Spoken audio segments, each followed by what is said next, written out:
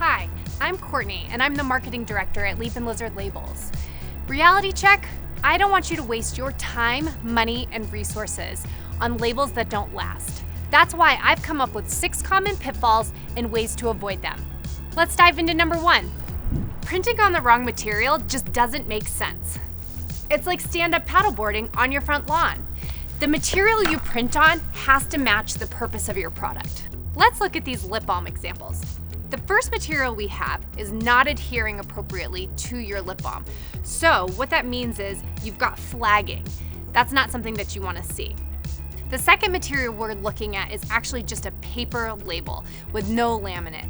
This material is going to actually come off your product along with the ink. Number 3, however, this is the perfect ideal label for your lip balm. It's on a BOPP with a tight radius adhesive, so you actually see no flagging and it's gonna last the lifetime of your product. The biggest thing you wanna know when choosing the correct material for your product is the base of your product, the environment that your product is gonna live in, and the lifetime of your product. This takes me to number 2, using the same label material for different environments. The reason this is important is because different materials act differently in various environments. Take, for example, this tropical suntan lotion.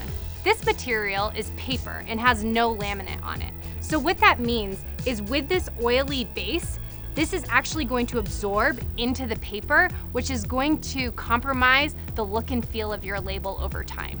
There are other options, such as this BOPP material right here. It's oil resistant and waterproof, and it's perfect for all types of environments.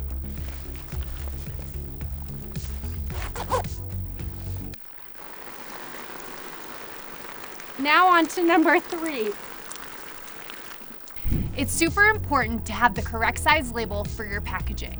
We're about to go through some examples to show what works and what doesn't. The first example we have is a product label that doesn't fit. As you can see, there is wrinkled edging on the top and the bottom. And what that means is it's not taking into account the beveled and rounded corners that we see here. Conversely, we actually have a label that does fit on the same size bottle because we have taken into account the rounded edges. So this particular product label is going to last the lifetime of the product. We have another example here, and this is our classic pre-roll tube. As you can see, this label looks perfect from the front. However, when you turn it around, it does not account for the taper, and so you see a wider top than a bottom. This one, however, has taken into account the taper from the top, and it fits perfectly. Some things to consider about your label packaging is whether or not it's beveled, it has rounded edges, or it has a taper. Make sure to ask your labeling company if they'll provide a template for you. Now let's move on to number 4. It's imperative to have the correct design files for the highest quality labels. We recommend native files, Illustrator files, vector files, EPS files, and high quality PDFs. We strongly discourage against Word documents, PowerPoints, and low quality JPEGs. If you have any questions, I highly recommend you contact your designer or your labeling company. Now on to number 5. It's important to know the correct rules and regulations prior to printing. The reason this is important is because you might have regulatory requirements such as specific text, font size, ingredient lists, specific verbiage needed on your labels, or a specific icon size that you need. Some things to consider might be getting a set of press proofs or printing in smaller quantities so you don't have to sit on unneeded inventory. That takes us to number 6. That brings me to the final common pitfall, not knowing your labeling company.